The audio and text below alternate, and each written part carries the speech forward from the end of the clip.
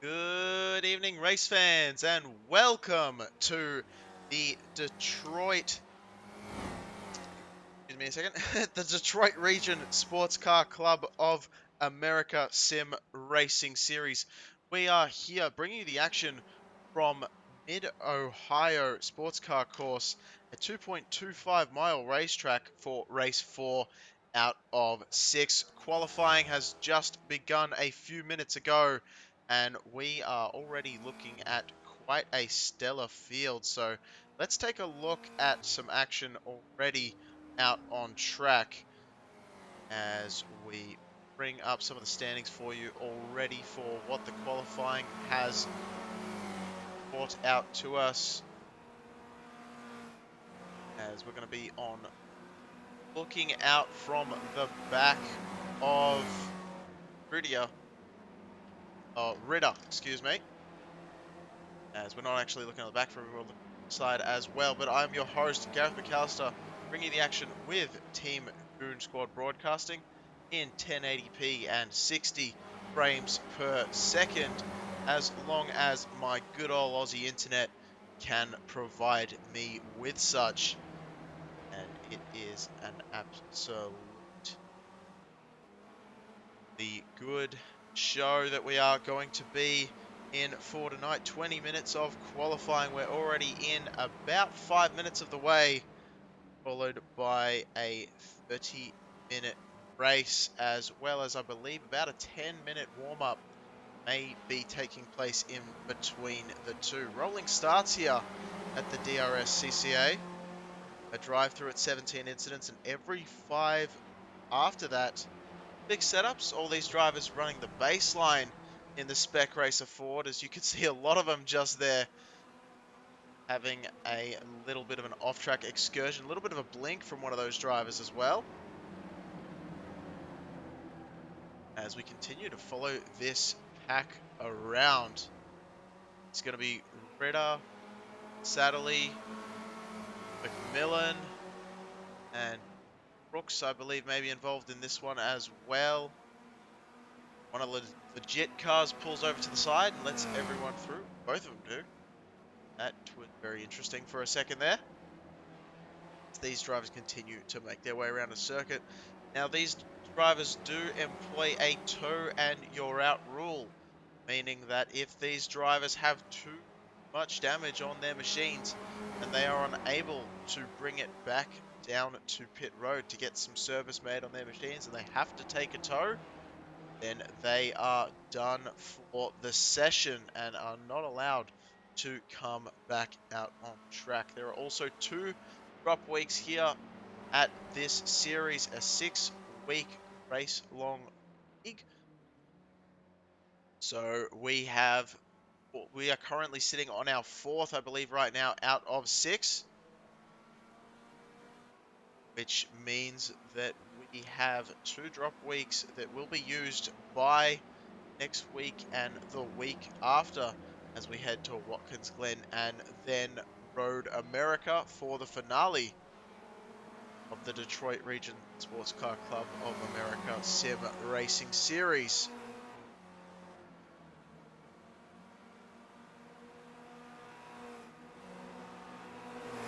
Now, this series bringing you the action is also going to be sponsored very nicely by Waterfield Hills Road Racing and the Michigan Turn Marshals at michiganturnmarshals.org.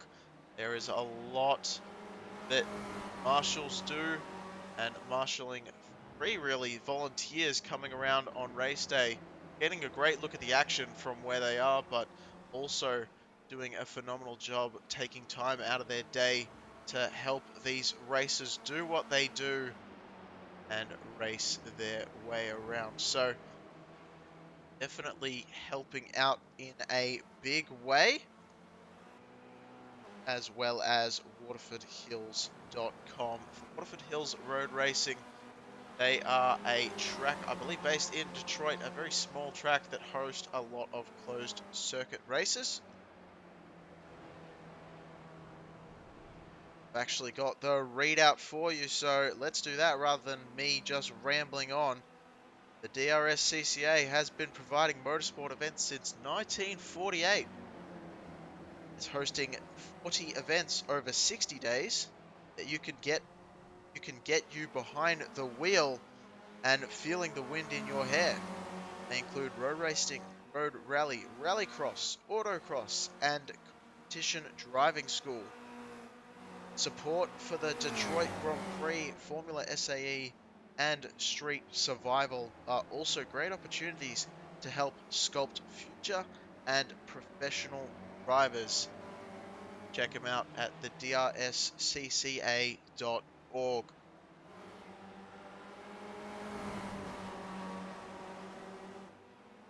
Got a few people joining us up here in the spectator area. Corey Gordinia sends us some waves. And George sends a thumbs up as well, Blake and Villa. So thank you very much for your continued support, whether it be of one of the drivers of the league itself or potentially of the broadcasters here at Team Goon Squad Broadcasting. We can't thank you enough for tuning in and sending some love, no matter who it goes to, as we've currently got 18 drivers who have qualified. But what I'm seeing here is that we've got around about, I want to take a guess at about 28. Maybe not that many, but it's pretty close, as we've got a pretty stacked grid. We've seen this week in and week out that DRSCCA has quite a lot of drivers that make their way out into the race itself. So a lot of these drivers as well having real life experience and backgrounds, trying to get them involved in the sim world and across those two borders. One of the first sim racing, or one of the first leagues I should say, that I've seen that has tried to coexist the two series with the sim events as well as the real life racing events, as we're continuing to watch Matthew Malone go around the circuit. And hopefully he gives us one more lap, because we're going to jump on board the gyro cam with him just above the helmet and give you a good idea of what it's like to go around mid-Ohio in one of these Spec Racer Fords.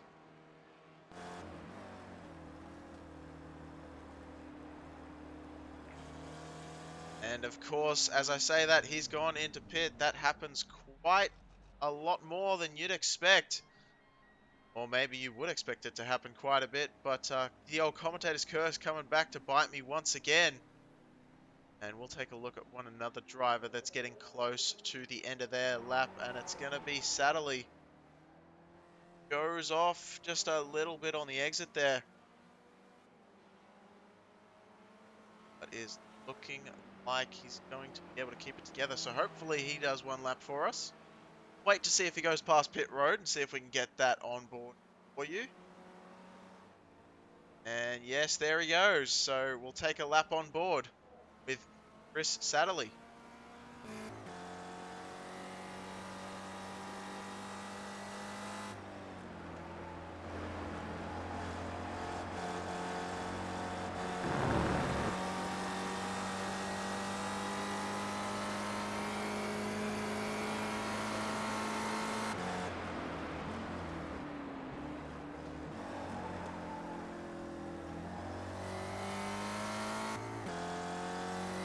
Track map on the bottom right of screen with the small highlight around the number 7. See, because he's currently 7th on the standings for qualifying at the moment. And so he is taking you through the track map, following exactly where he is on circuit. Down the long back straight to this very twisty section. A lot of elevation change, really upsetting the handling of these machines. 26 car doing a great job keeping it together.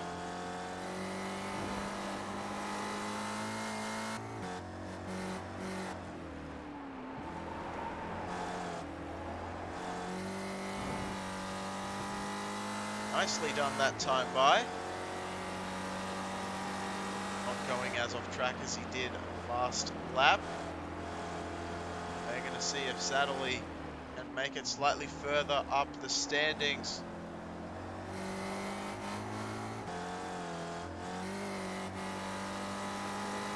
There's across the line. Able to his 7th position, and no, just unfortunately, slightly slower than his previous best run.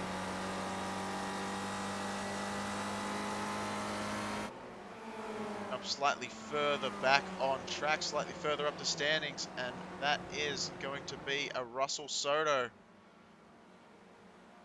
We see a wild Russell Soto just appearing out of nowhere to that 3rd slot.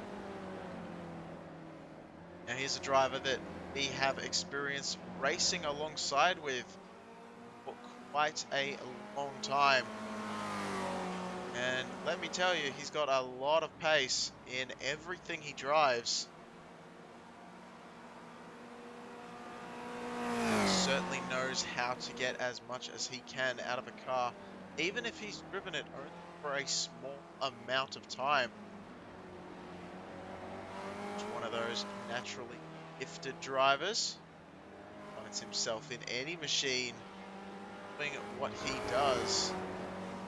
But Budzinski in races past has proven Soto has plenty of competition towards the front. As you can see, David Bauer as well in between those two, also having some pace.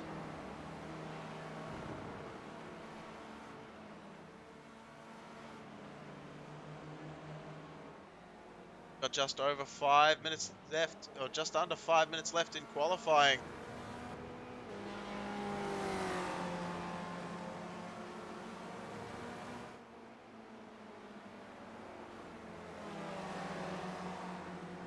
See if we can get a group of cars for you. A little bit more exciting out on track, as you can see. It looks like as soon as we pan the camera to McMillian, he decided to take a bit of a tow at Goodell, and that's something that we didn't want to witness, as it looks like that was some pretty severe contact.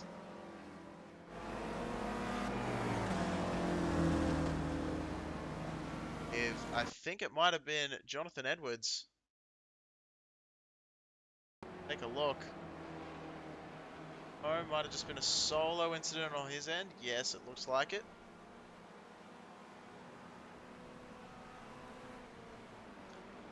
Quite sure what happened there, but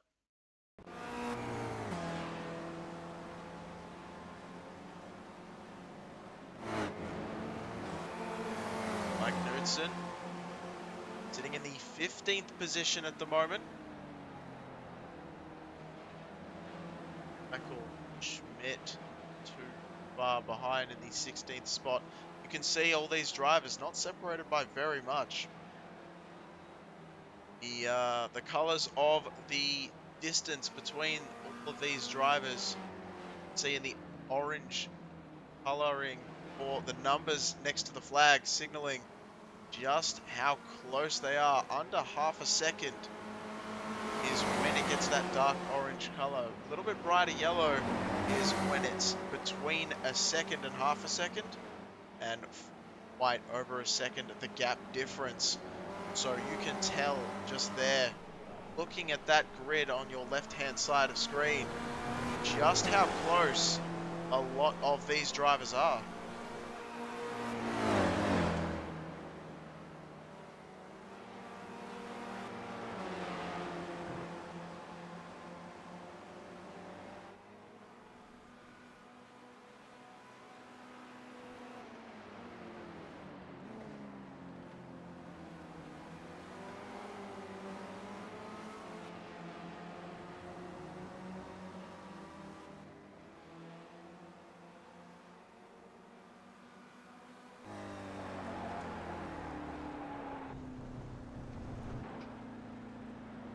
Take a look from the back of Grodzinski, but it looks like he had a bit of his own drama just then, as the 75 machine takes a little bit of an excursion for a bit of a sightseeing lap. And he knows he's got one more lap to make a difference. He's going to prepare for something extraordinary, I'm sure. As we get prepared to see what that 75 machine can do.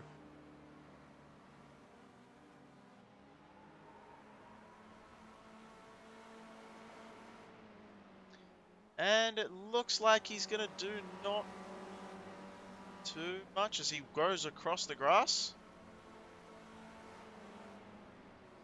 And trying to get himself repositioned for one final lap.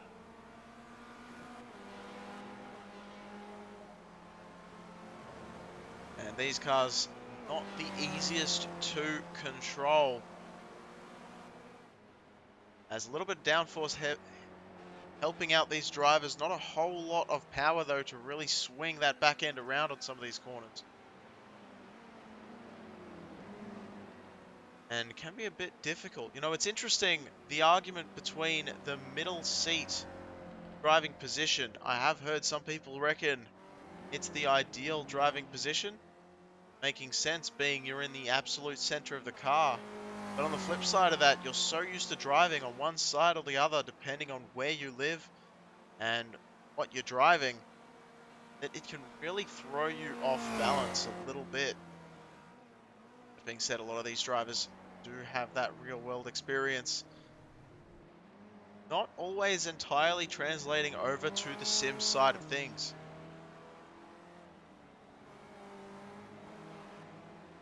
Little bit different. Obviously, the feedback will be different.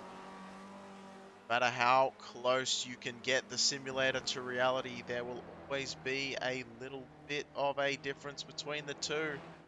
And that's going to severely hurt Grudzinski's time, as he went wide there and had to brake a lot to make sure he was able to make that corner, not go off track, which would have cancelled his lap time.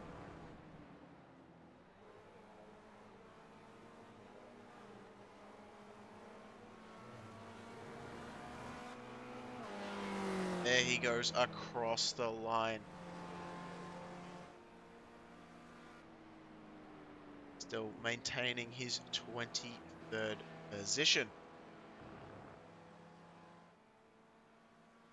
Well, open qualifying is just about to wrap up.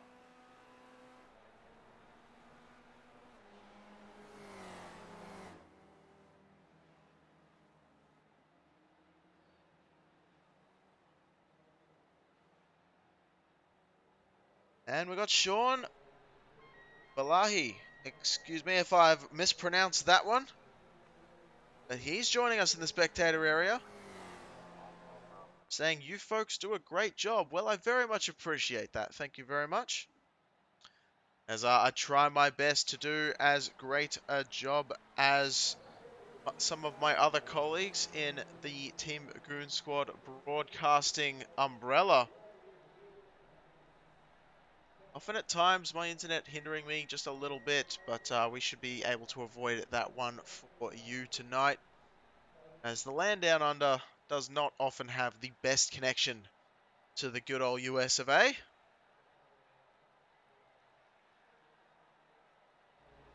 As we still have a couple of drivers just finishing up, as open qualifying has just wrapped up entirely and the warm-up begins.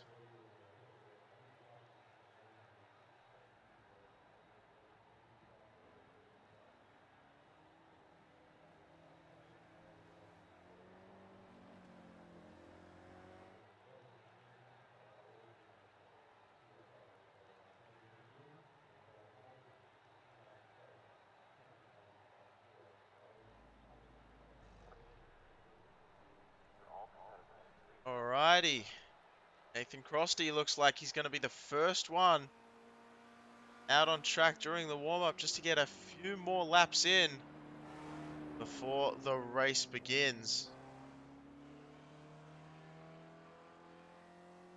And I've just been delivered a massive ad read. Let's get it going. think I've already said quite a few of these things. Just to let you know. But let's get and see if we can get more things that I haven't read out before. With over 1,400 members, there is no shortage of knowledge, history, and trailblazing ideas like this sim league. Thank you, participants and spectators, for being part of the augmentation and evolution of the region of the Detroit Region Sports Car Club of America. Let's see what else we've missed as we run down the list. Once again, thank you to the Michigan Turn Marshals for their support as well. If you want to get close to the action, be sure to check out michiganturnmarshals.org. They can train you to support races like the Detroit Grand Prix, which is obviously a massive opportunity and a great learning experience. This league would not be possible without the support of the Detroit Region Sports Car Club of America. Additionally, Waterford Hills Road Racing, Metro Detroit's only permanent sanctioned road course. Waterford Hills is located in Clarkston, ML. I'm trying to think. That's I believe that's Michigan. That would no, because that wouldn't make sense because they're in Detroit. I wish I knew my geography in America better. But hey, it's in the Detroit region. It's located in Clarkston. I'm sure if you Google that one, it'll be pretty much there. Hosts a six-weekend race series, competition driving school, and 9 public open track days. Track is hot from 10 a.m. to 6 p.m. on these event days and is open to the public. Just a tiny entry fee of $5 is all it takes to get you close to the action. Check out waterfordhills.com for details. So that was a bit of a mouthful there, but all important points. And it must be said, I've said this before, but I'll say it again, $5 to get you a whole day's worth of racing. I mean, there's not many places I would think in the world that would be able to give you that level of experience for just $5. I'm trying to think right now, and you know, in some places, $5 would get you a coffee. I mean, that's how cheap $5 is. Some places, $5 won't even get you a coffee, let's be real.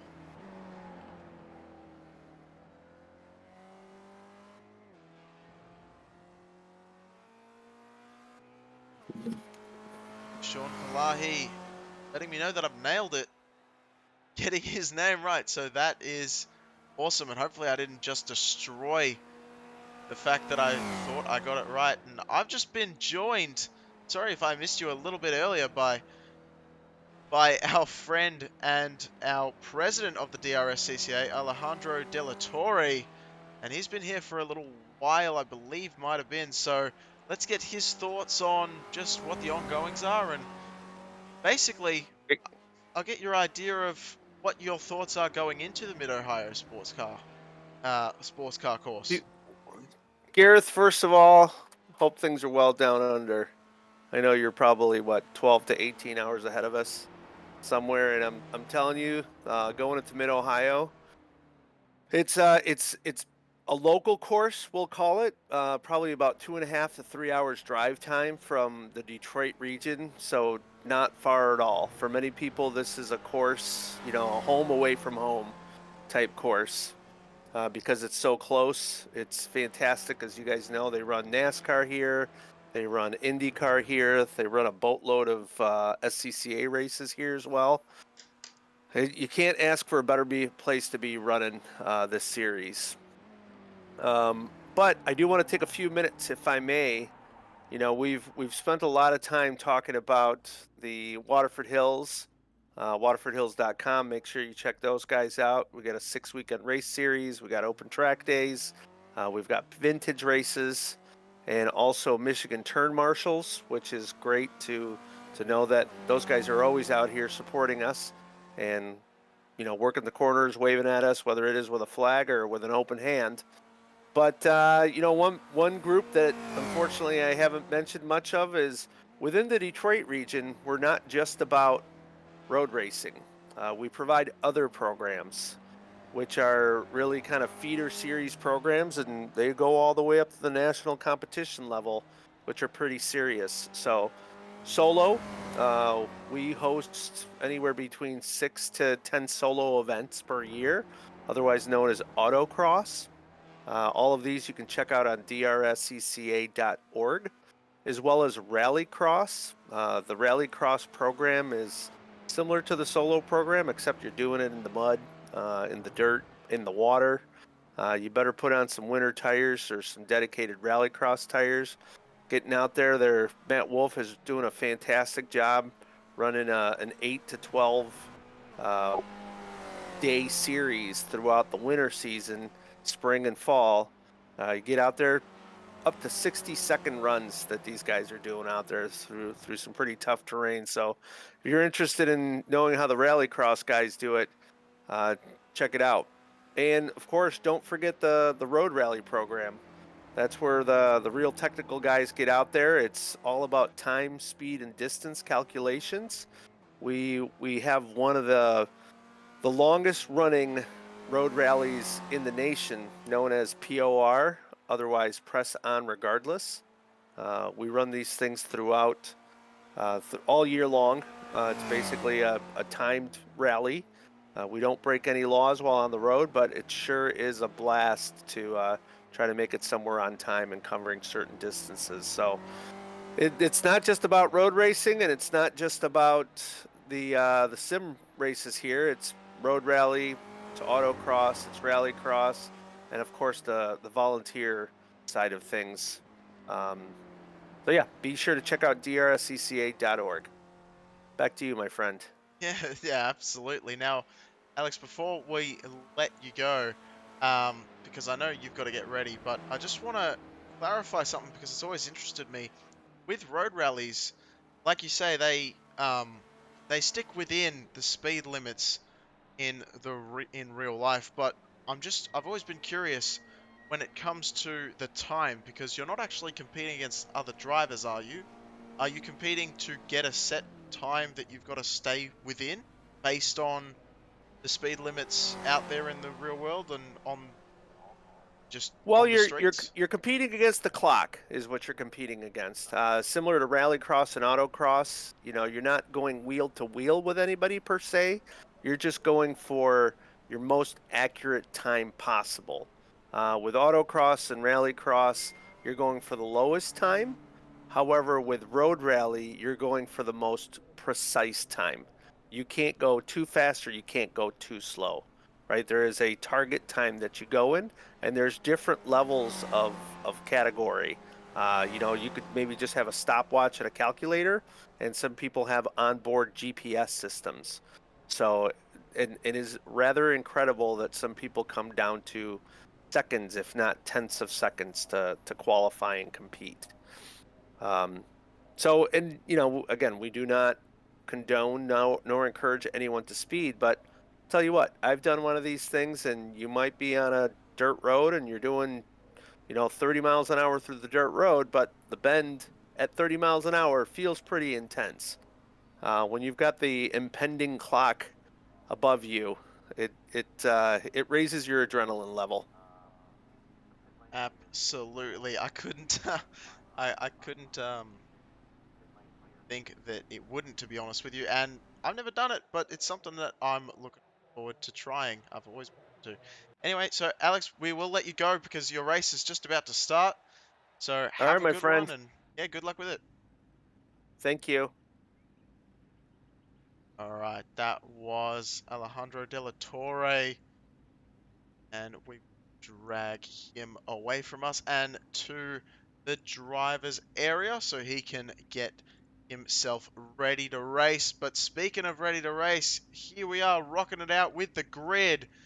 Elliot Basinski takes home the pole position with Ari Ritter bringing it home in the second place. A very surprise, must have been a very late quali session there for him to make that one up, as David Bauer in the 3rd position, with Russell Soto in 4th, Brian Carwile in 5th, Matthew Malone in the 6th position, Jason Williams in 7th, Trenton McMillan in 8th, Chris Satterley in the 9th position, with Sean Fritz in the 10th spot, Dominic Batts in 11th, and Dustin Crooks in the 12th position, while we cycle it on back to Michael Schmidt in 13th, Logan McDonough in 14th, Mike Knudsen in 15th, Chad Geidel in 16th, Andrew Gross in 17th, Steve Conn, Ryad Scheibe,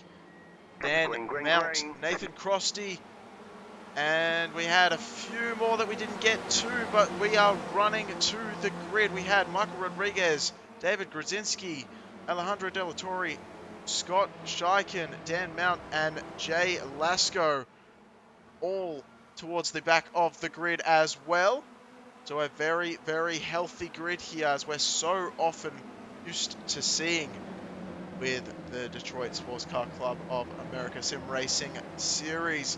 And Budzinski takes a nice lead early on. It looks like everyone is fairly single file. Michael Schmidt's going to be the first one to go too wide, trying to make that pass on McDonough. McDonough, and McDonough has made the pass on Schmidt, and look at that. It looks like Satterley has gone out wide. He's going to have to rejoin very slowly but surely, and gets himself locked into a position. Now, a lot of these drivers will be running liveries that reflect their real-life counterparts, which is also really, really cool to see. As you can see there, quite vivid paint schemes all across the track. Take a look at just quickly what happened to Satterley. He was trying to make a move and just sent it a little bit too deep.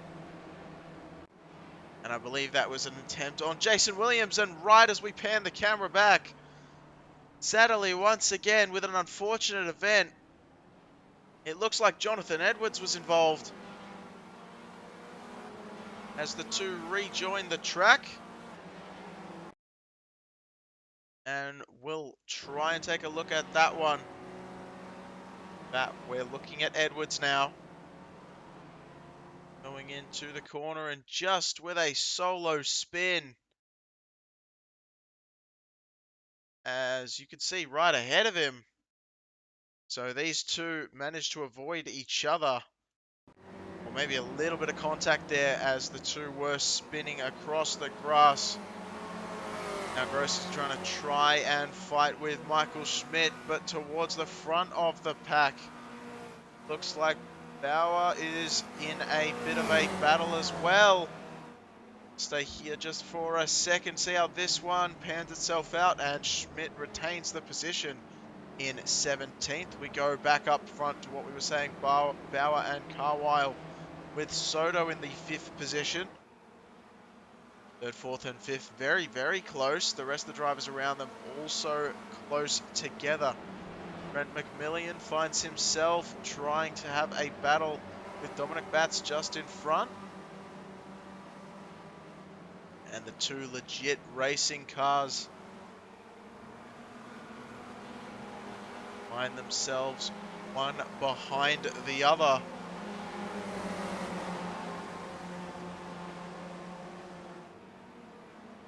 Legit Racing has typically been a very strong competitor in these races. See how they continue to stack up. As you could not get much closer to Batts than what McMillan just did. Timing software was going ballistic, thinking that they were pretty much inside each other. As once again, the draft down the back straight is going to be crazy. Ritz tries to make a move. There's McMillan on the inside. 3 wide they go. Batts is having none of it. Takes it a little bit too deep. Has a bit of a spin. The legit car just barely avoids. I believe that was Fritz. Just somehow able to avoid that contact. That was by mere, well, not even inches is what that was. The distance between the two was absolutely incredible. Justin Crooks, it looked like, had a bit of a spin, as well as Stephen Conn. And someone else is out on the side of the track there. Might have been... No, it wasn't. Scott Shaken. Hey, Shake and Bake. Not sure why I did that. All right, as we we go back a little bit further up the grid, because Bats is still under fire once again from Knutson now. We got a lot of support for Andrew once again. Andrew Gross bringing in a lot of fans showing their love and support. Currently sitting in the 15th position, up 2 spots from where he started in the student driver backed car. Bright yellow, very hard to miss that one. 69 machine doing a pretty phenomenal job so far. As well as Chad Geidel also getting some love from the fans. Sitting in the 11th spot. Up 5. And what just happened there? Sean Fritz was on the Fritz.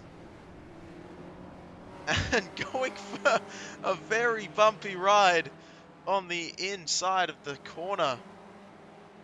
But managing to keep it together, and not sure exactly what happened there. We want to take a look right behind his teammate McMillian. And potentially just misjudged it. Broke early enough, carried too much speed. Round she goes. And then just spinning the rear tires once again, trying to get back up to speed as quickly as possible. David Bauer just set his fastest lap of the session as he catches up to Ritter, and just in front of them, Budzinski was slightly off the track as well.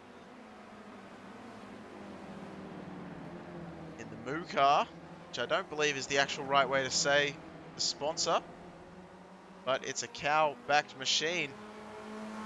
And it is moving on up, as he is currently sitting in the 1st position and still able to maintain just about a half-second gap between the 2nd position that is currently thinking about changing hands.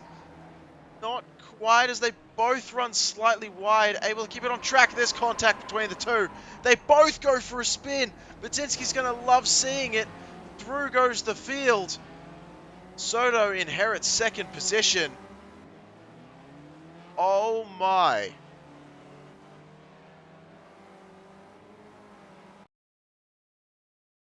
So let's take another look at this one from a slightly different perspective. And they went just a little bit wide, but that was Bauer and Ritter. And it looks like, yeah, Ritter just, in my opinion, Ritter just did not give quite enough room. Maybe didn't think that there was a move to be made, or that those cars were alongside each other as much as they were. But contact either way. And unfortunately, both drivers did have a bit of a spin. Both of them still able to continue though. Ritter in 6th, Bauer in 9th. As they continue to work their way, and they've got to attempt to try and work their way back up to the front. Meanwhile, a solid battle developing between Dustin Crooks and Michael Schmidt just in front. Sean Fritz also trying to catch back up to where he was earlier. Just behind the two of them. Brooks to the outside. Will this work? Maybe an over-under. No. Tries the whole way around the outside. Schmidt leaves enough room, and it's gonna get the move done. Dustin Crooks take a bow. What an amazing pass around the outside of the horseshoe. Carousel, or what other name you want for it. It's a big U-turn regardless. And he got that one done without too much issue. Good looking out on Schmidt's part to leave enough space as well as the two of them get quite close together. And Fritz is trying to get himself involved in this battle. A legit racing car trying to make up ground as quickly as possible.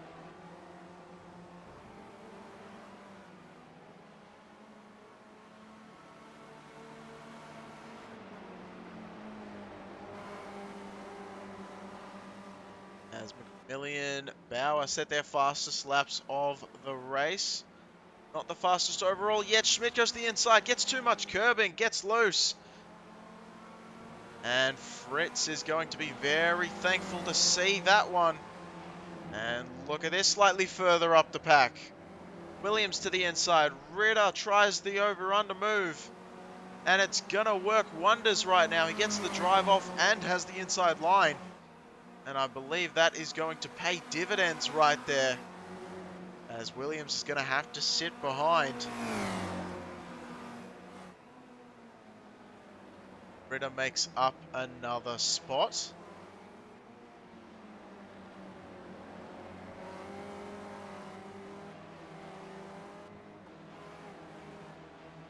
Reds now looking for a move on Crooks as well. Crooks is going to have to allow the room. Does so. The two go side by side. Still side by side. Crooks take advantage. There is a car that is all sorts of whack. And they're still side by side.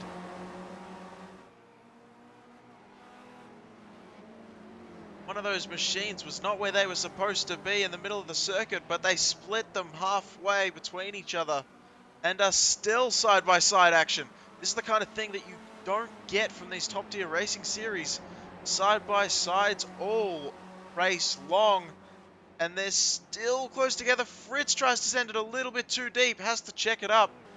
And Schmidt's going to say, ooh, thank you very much for having a similar issue to what I had last lap. And I'll take that spot away for free. So these drivers giving it absolutely everything.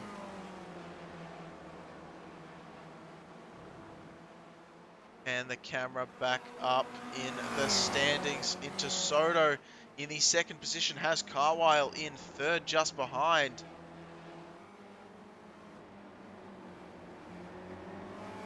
Now Budzinski has checked out at this point. 5 seconds the gap after those two drivers of Ritter and Bauer had that incident between them, separating Budzinski from the rest of the pack. All he has to do now is maintain that advantage and have a nice clean race.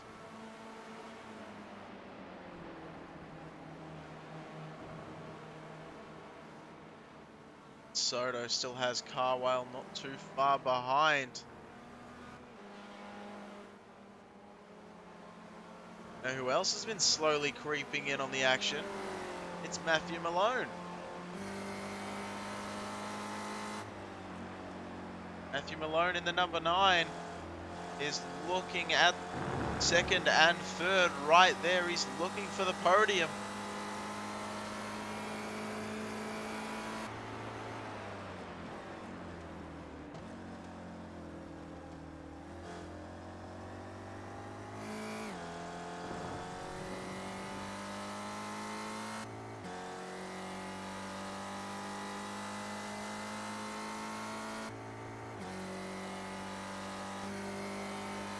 From the back of Soto's machine now.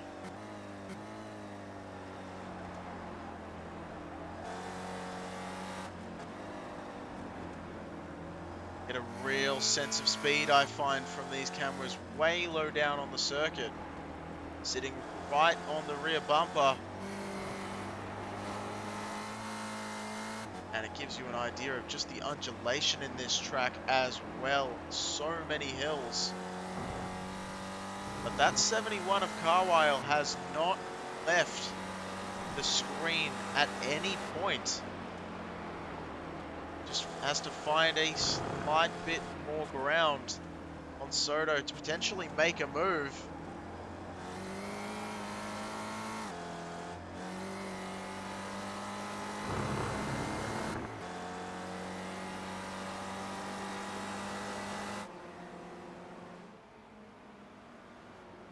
Carwile still trying to gain a little bit of ground on Soto, who has slightly gained on his advantage from what it was before, but we pan the camera back to Schmidt because he's once again involved in that battle with Fritz. Fritz has made his way back around. And it looks like Crooks had an issue. So Crooks had a bit of a spinneroony. Take a quick look. Looks at Crooks and yeah, just a little too deep. Catches the grass, the outside tires, and whoa, the legit racing car almost with a drift there. But Fritz able to hold it together. Now Andrew Gross unfortunately came down pit road. So I'm sure the fans are going to be slightly sad to see that Andrew Gross is in the 24th position at the moment.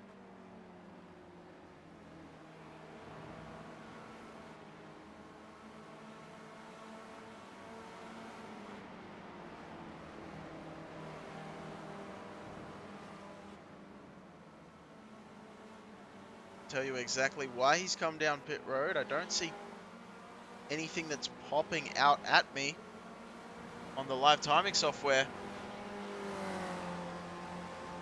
But he definitely had to come down for some reason or another.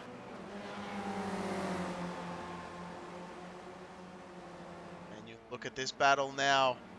Bats and Geidel. Geidel up 6 positions so far, which is the second biggest mover of the race. But I'm not sure he's going to keep it as Bats goes in front and then goes round straight away. That 4 machine, it has not been Bats' day so far. And unfortunately, just over halfway through this event, Bats once again has to do some off-track excursions to get back onto the circuit. But our biggest mover of the race is this man who we talked to earlier on, Alejandro De La Torre. I hope that's not offensive in the way I just said it, but it sounded absolutely beautiful in my head. Not sure how well it sounded coming out of my mouth, but there is Alex De La Torre. And he is sitting in the 18th position, up 7 spots from where he began this race. Typically a driver that says to us that he's not fast and he doesn't have much confidence, but he's just happy to be here and let us know the ins and outs of the DRSCCA. And I tell you what, he puts on a show no matter where he turns up, because he is one of those drivers that is just keen and consistent, making his way through the field just by turning lap after lap consistently. Not too far ahead of him on track, Krusty and Crooks just ahead of one another, fighting for the 16th position. Crooks with a spin to make him get down to this spot. Very lovely 56 livery, it must be said, for Krusty, as Crooks goes by on the outside line and makes the pass. And every time we think there's a battle underway, another one brews just as it starts to calm down, because there is Trent McMillian. Jason Williams not too far behind.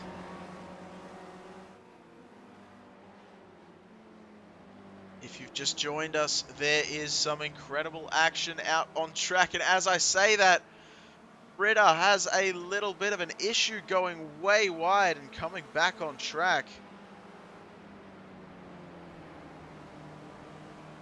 See what happened to Ritter. I think it might have just been a solo mistake. And yes, just sends the car in a little bit quicker than that car was comfortable with, and round she goes. So once again having to dig himself out of a hole that he finds himself in. using all of the available racetrack on the exit of turn 1.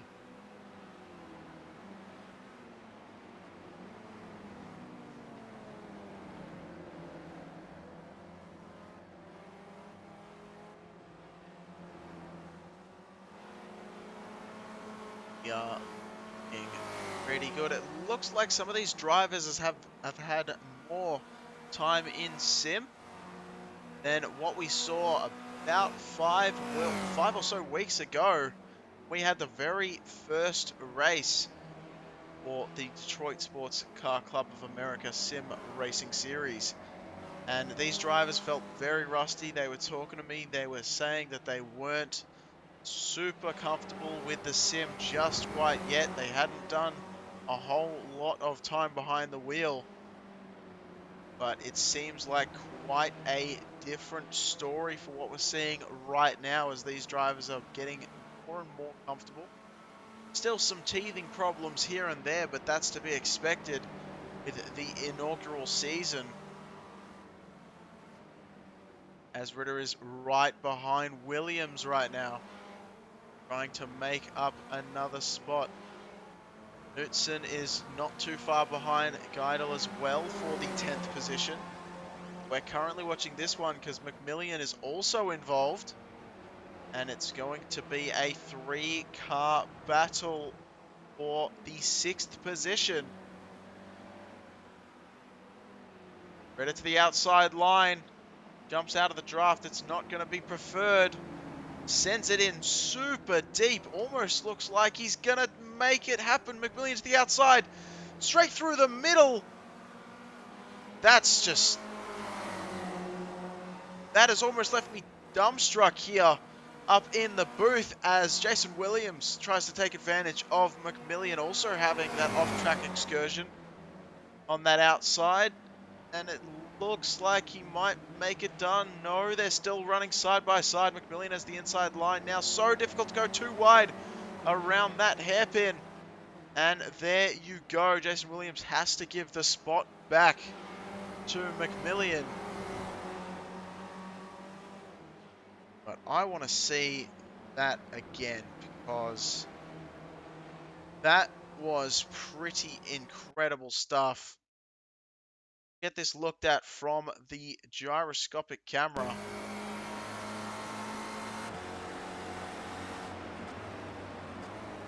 Around the outside. In on the inside there. Goes a little bit, has a little bit of an issue, and to the inside. And just absolutely splitting the two. What a fantastic drive from Ari Ritter.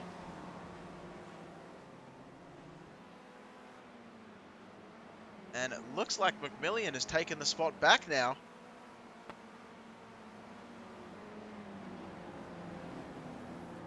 Issue to be had for David Grodzinski.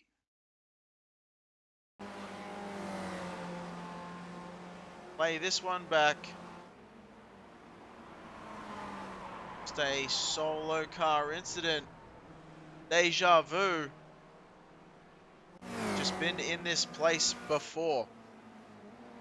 And McMillan still trying his best to hold off Ritter.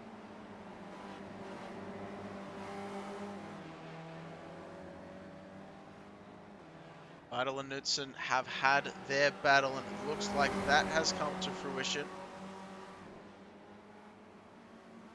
With Knutson, I believe, going off track as well, it says. Take a quick look at what happened there. As he did make the pass on Geidel while we were watching the other battle and just caught the curb. Round she goes. Scott Shaken has also... Dyken has also had a bit of an issue. Round she goes, please. There she stops. Everyone gets around without any hassle, which is exactly what you want to see with just over 5 minutes left to go in this one. Ritter on the back of McMillan, both drivers passing the Elf machine. A of, I believe that's Michael Rodriguez, paying tribute to the P38 Terrell, I think it is. The six-wheeler from F1 back in the 1970s. An iconic vehicle that was. Only one run race, yet they banned 6 wheels. Don't know why. Only one run race. Couldn't have been that, you know, rule bending, but oh well. As Ritter has made that pass back on McMillian. Fritz has his own battle with Scheibe. Scheibe around the outside. Brakes just too much. Didn't look like Scheibe wanted to really battle Fritz all that hard just there. But all of a sudden, right back on the bumper.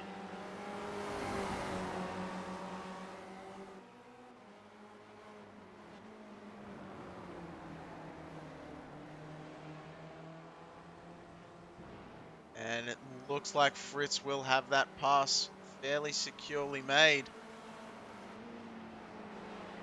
At least for now. See if Fritz has a little bit of an issue. It's been his struggle turn so far. That final section, but he's made it through without an issue. And it looks pretty good. So just about 4 minutes left on track. As McMillian has a bit of an off-track moment. Behind Ritter, trying desperately to catch back up.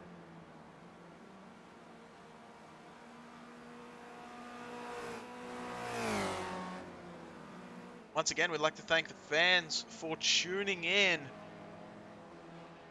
and letting us do what we do up here in the booth. Your support is absolutely, fantastically, greatly appreciated as we try and find the right words up here in the booth. And it looks like Shaken is going from issue to issue as he tries to allow enough space. His car on the inside and a little bit too much. Ooh, just narrowly avoiding some contact there.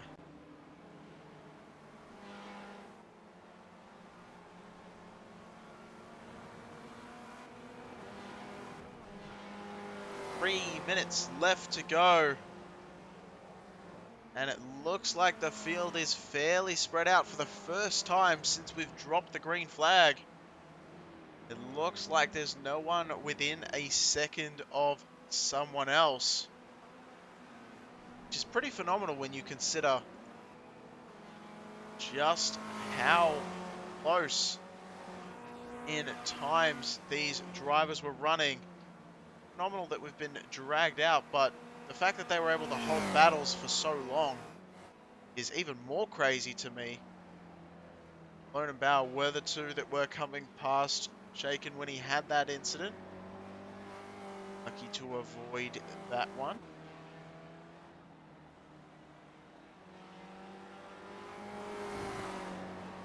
As once again, we'd like to thank the Michigan Turn Marshals and Waterford Hills for allowing us to do this show and providing some amazing racing out on track, as well as DRSCCA.org. As we have 1.5 minutes left on the clock. Where is Budzinski? The Moo Cow has been leading the race significantly for quite the while now. And just grazing its way through the field. 91 Machine has been absolutely lighting it up on the scoring sheet. With the fastest time of 1:33.71. Which, just to put that in context for you, he is the only driver bar one to have made it sub 1:34 Who's the other driver, you ask? Man sitting in the 4th position, Matthew Malone, with a 1:33.99. So just barely making the cut, but no other driver in this field so far has been able to break through that barrier of a 1:34. So just amazing stuff by those two.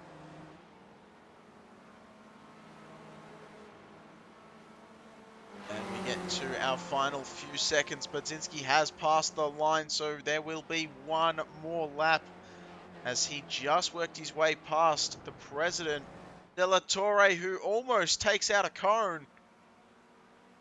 Those turn marshals would be doing their work, probably a bit disgruntled with Alex there. He would have taken that cone out. They'd have to go back and put it down.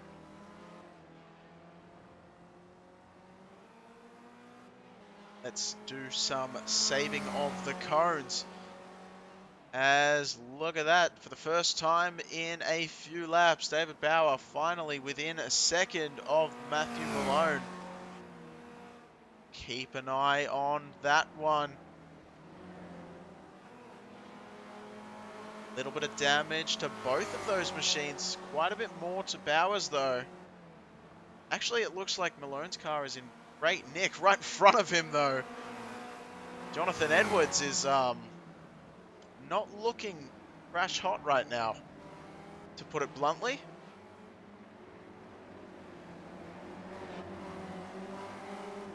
As he is in between the 4th and 5th positions.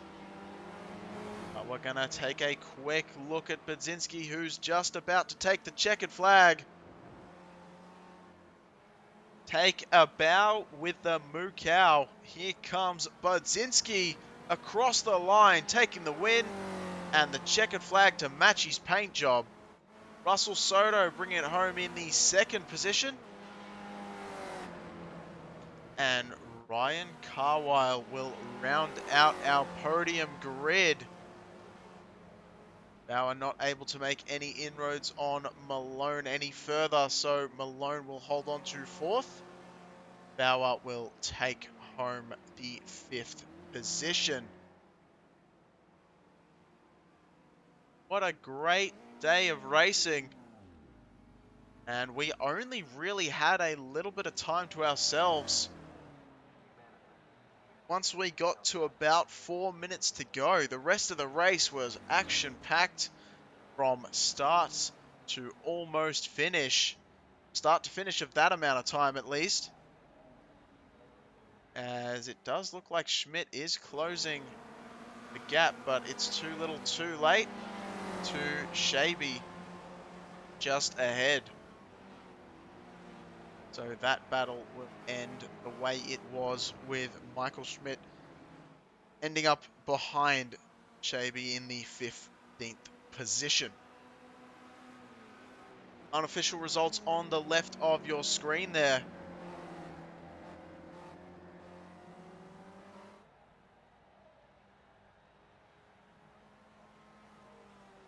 As we await the drivers to come to the commentator waiting area.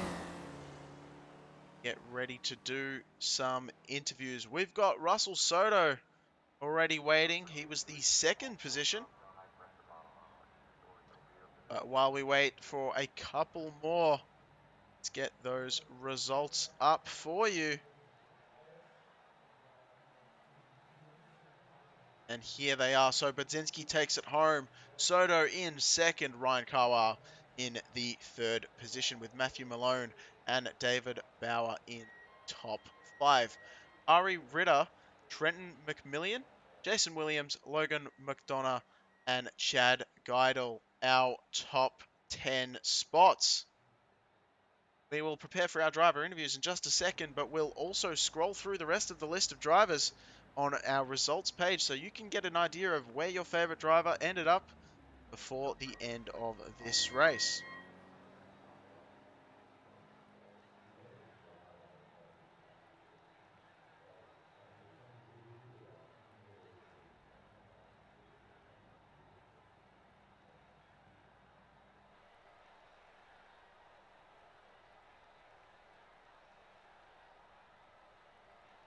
Right, and it looks like we've got a Ryan Carwile as well in the commentary booth waiting area, so we will get him up here. Ryan Carwile, welcome to the booth once again. How are you feeling? Well, it's pretty hot here today in Michigan, so I'm sweating, but I'll take a third place. Well, I tell you what, it was a good race, and let me say that you almost had Russell Soto. There were a couple moments there where I thought you were just close enough, but unfortunately it was not to be. Yeah, I think he had more pace, but I was kind of able to hang on to the draft. But eventually, I just started overdriving. I lost a little bit of time to a lap car, and once I lost the pace and started overdriving, I think that was pretty much the end of it for the battle for second. Yeah, now, I mean, that was maybe the end of the battle for second, but it looked like it was still a pretty good battle regardless throughout the series of the race. And, it's got to be said, how was the drive here at Mid Ohio? Give us an idea of what you were kind of going through. We saw a lot of cars hit some curbs and it just completely threw them. Yeah, I mean the track in real life, or well, as of last year, is very worn out and very, very slick track, and I feel like it's very well simulated here in iRacing. Besides maybe a little bit of the tire fall off, so it's a lot more sliding around compared to other tracks. But they did just repave it this year, so we'll see if we get a reskin in iRacing. Yeah, I think there's quite a few people that would be looking forward to something like that because I have heard that there is a lot of love for Mid Ohio, and I tell you what, you must have a bit more love for it now after this third place finish. Yeah, for sure. It's a great track. Very technical. It's a lot of fun to drive. I'm looking forward to driving it on the new pavement. All right, sounds good. Well, hopefully we get a reskin not too far in the distant future. Ryan, it's been an absolute pleasure. Who would you like to give a shout out to? Friends, family, sponsors, anyone watching? The floor is yours, man. I'll give a shout out to my Thursday running club, Rochester Running Club. All right, sounds good. Anyone else, or you're just No, gonna? that's it. Yeah, fair enough. Hey, man, that that is fine with us up here in the booth. Well, thank you very much for taking time out of your schedule to talk to us after this third place, and make sure you celebrate. Hopefully, a win not too far around the corner. Yeah, for sure. Thanks. All right, that was Ryan Carwile bringing it home in the third position. Next up, Russell Soto, who we talked to quite a few times in the past. Welcome to the booth. How was that race from your perspective? Thank you for having me, Gareth. And yeah, absolutely. It was a very patient race, I would say. We didn't have a great luck coming out of qualifying. Unfortunately, just couldn't score some good draft. But we played the patient game, and it definitely worked out for us. You know, it's a long race, and fortunately, we were able to get up into P2. And unfortunately, by the time we did it, we were a little bit too far away from Elliott in front. But it was a good race, very consistent.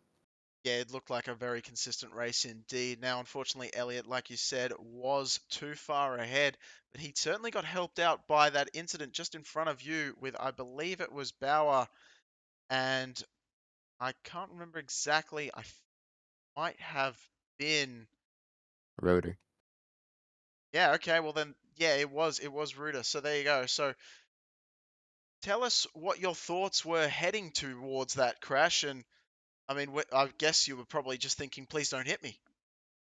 Yeah, definitely coming up through that corner, and it's a very tricky corner as well.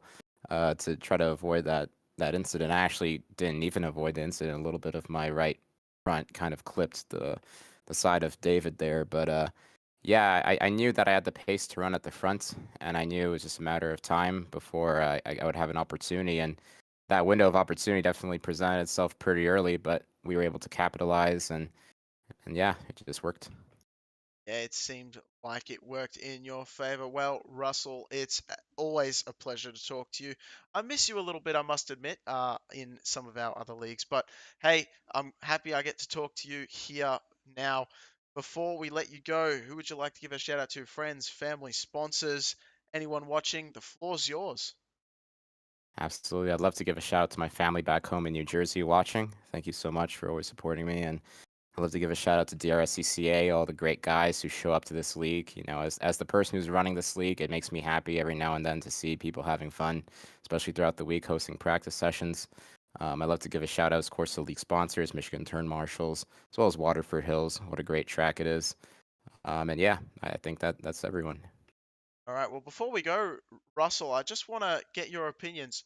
Should iRacing, and probably not so much should, but when do you think they will actually get Waterford Hills into the sim?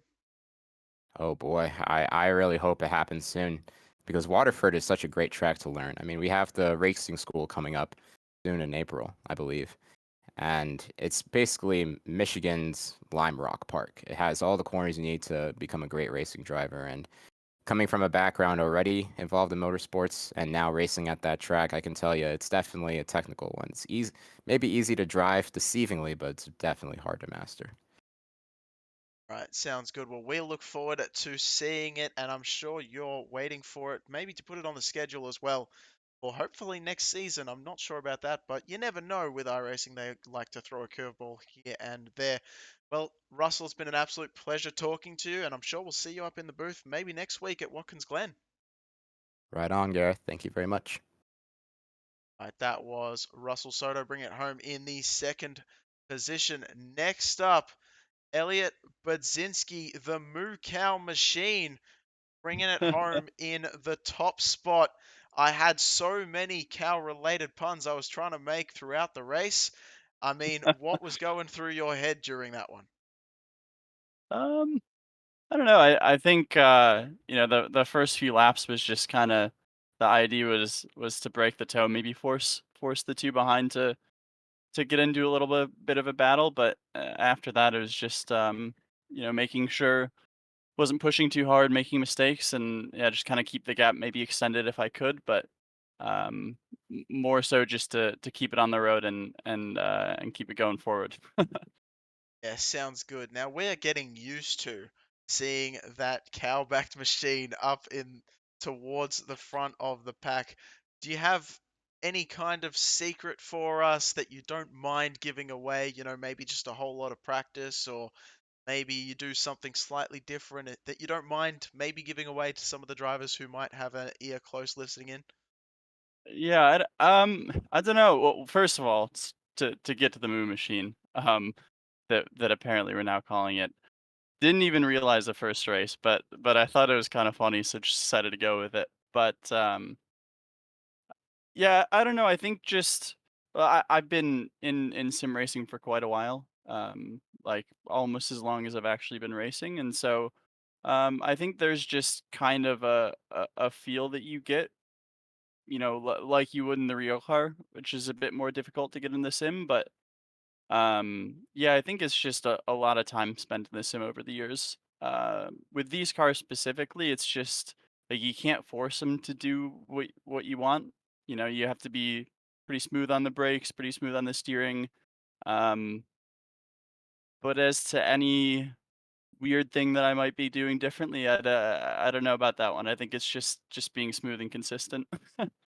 Yeah, I mean, we saw quite a few cars towards the mid and even really up front as well. There were a few drivers who were having some small mishaps here and there, maybe hitting a curb, maybe driving it in a little too deep. And I guess you're right in saying that really it's just taking your time with this car and letting it sort of come to you seems to Yeah, be quite advantageous. But let's yeah. go back to earlier on in the race because I want to get your thoughts. We got Russell's thoughts. I want to get your thoughts on the battle behind and if it was playing on your mind when Bauer and Ritter were so close behind, and then all of a sudden they got into contact and you had free rein behind you. What can you take us back to what was potentially going through your mind at that point? Yeah, to be honest, I wasn't too worried.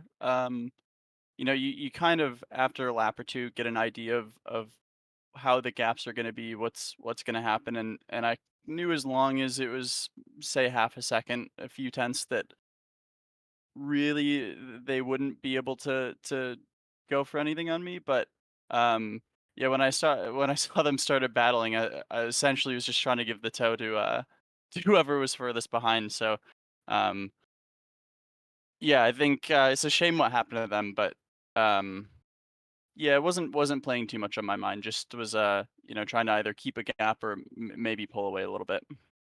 All right, well, it definitely worked in your favor because a gap maintained it definitely was. We'll let you go and take a bit of a celebratory rest, but before we do, give us a shout out, friends, family, sponsors. Elliot, this is your time to shine. Yeah, I mean, again, I did just thanks to you guys and everyone that at DRSCCA that puts this on and makes it happen, and everyone to everyone who is watching. I don't know what viewership, but it's great to see some people watching along and maybe having a good evening watching racing when there's nothing else on. So Yeah, sounds good. Couldn't have said it better myself. There's been quite a few viewers actually throughout this race, so it's been good to see the numbers there as well. Bit more than what we would see in other sessions that we broadcast. But look, we'll let you go, Elliot. Have a fantastic time. Make sure you have a celebratory beverage on me, and we will see you potentially next week. Maybe even another win on the cards at Watkins Glen. yeah, thank you, and for sure a glass of celebratory milk. Sounds good. Make it a jug. Why not? Yeah. Thank you. Have a nice night. You too. All right, that was Elliot Budzinski just chilling out with me, having a bit of a joke as well up front in the Moo Cow back machine. Before we let you go, I see that Alejandro De La Torre is once again in the commentary waiting area. I'm not sure if he wants to give a shout out or anything of the sort, but we'll bring him in here. Sorry to interrupting your conversation, Alejandro, but we just wanted to bring you in and ask you if you wanted to add anything on to the end of the race here tonight. No, just wanted to thank all of the spectators that log in. You guys are awesome. Keep the comments coming while you're online. Thank you to all of the racers. We've got such a nice variety of skill levels out there. Obviously, some super fast and precise guys that, believe it or not, they race all over the world. I was just talking to Elliot, the stuff that he does over in the UK, and we even had Scott Chaikin on here today. He's our new chief steward at Waterford Hills. Big shoes to fill from, rest in peace, Mr. Jerry Shyloff. He's going to be supporting the entire Waterford Hills series and a whole bunch of Detroit region races this year as well. So it's good to see that this isn't just for for the kids. It's also for the seasoned retirees like Dave Grodzinski and myself and Scott and everybody that's in between. The Michael Schmitz and the Jonathan Edwards that are out there and Michael Rodriguez. I also want to give a shout out to because he helps run the marketing program for the Detroit region SCCA. Just like with real life racing, sometimes there's not enough credit given to the people behind the scenes. Yes, the drivers are great. Yes, the racing is great. But it's really all the support staff that are the unsung heroes that we need to always remember to say thank you to, down to our commentators that stay up late or get up early to support us. So those are my final words. Oh, well, I couldn't have said it any better myself. So thank you, Alejandro. It's been Mm. amazing hearing you say that. Actually, I was almost frozen with I mean, how well spoken that was. But yeah, so all right, sounds good. And I guess we'll catch you in the next event. Watkins Glen, everybody. Let's do this. And don't forget, waterfordhills.com, DRSCCA.org, and Michigan Turn Marshals. Get out there and be part of the action. Sounds good. All right, we'll let you go. Thank you. All right, that was Alejandro. Just a few final words to cap off tonight's event. Once again, I have been your host, Gareth McAllister. with Team Goon Squad broadcasting, hopefully doing justice to the DRSCCA Sim Racing Series. These guys are absolutely phenomenal talents behind the wheel and behind the microphone, as it turns out. So thank you very much on behalf of all of us for tuning in, taking time out of your day to join us once again. Don't forget, next week, Watkins International for our 5th race out of 6. We look forward to seeing you then. Have a fantastic night. Thank you once again to Waterford Hills and Michigan Turn Marshals for supporting the series, and we will see you all next week. Take care.